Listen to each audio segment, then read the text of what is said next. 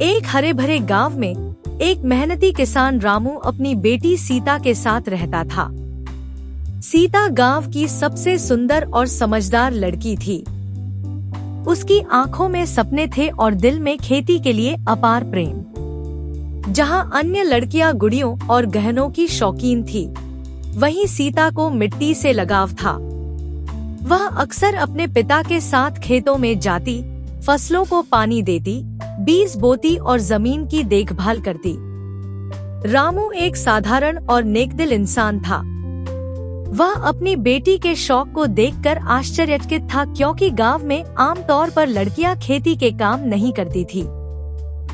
सीता का सपना था कि वह अपने पिता के साथ मिलकर खेती को आधुनिक तरीके से करे और गांव के लिए एक मिसाल बने।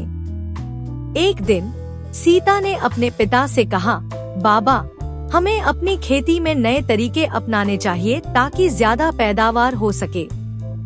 रामू मुस्कुराते हुए बोला, बेटी, तुम्हारी सोच अच्छी है, लेकिन यह आसान काम नहीं है। हमें संसाधन, ज्ञान और मेहनत की जरूरत होगी। सीता ने आत्मविश्वास से कहा, बाबा, मैं हर चुनौती के लिए तैयार हूँ। सीता ने कृषि के आधुनिक तरीकों को सीखना शुरू किया। वह गांव के बुजुर्गों से सलाह लेती, शहर के कृषि केंद्र में जाकर जानकारी प्राप्त करती और अपने खेतों में नए नए प्रयोग करती। जल्द ही उसकी मेहनत का असर दिखने लगा।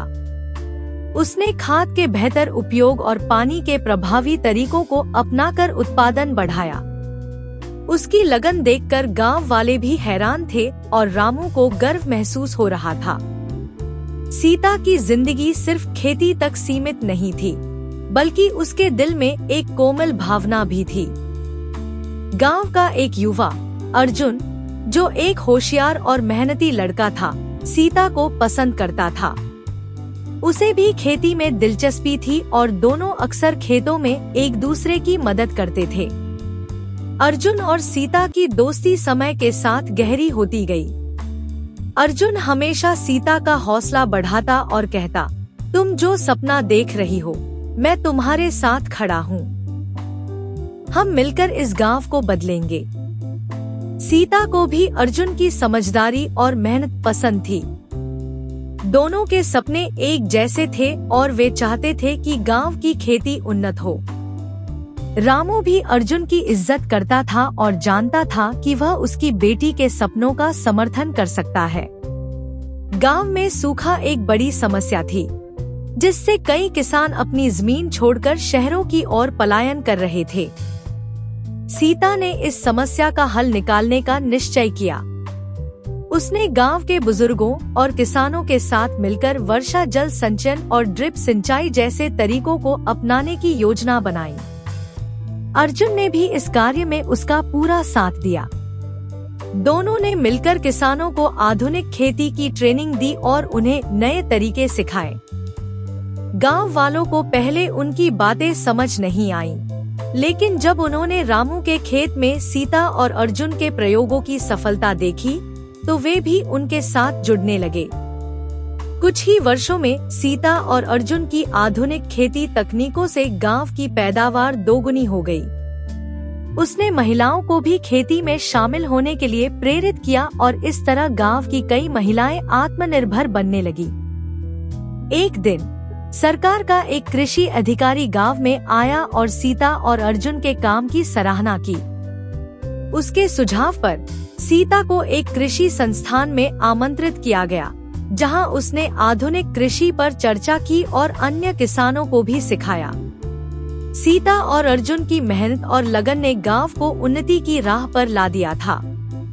रामू ने देखा कि अर्जुन न केवल उसकी बेटी के सपनों को समझता है, बल्कि उसका सबसे बड़ा सहारा भी है। गांव के बुजुर्गों और दोनों परिवारों की सहमति से सीता और अर्जुन की शादी तय कर दी गई।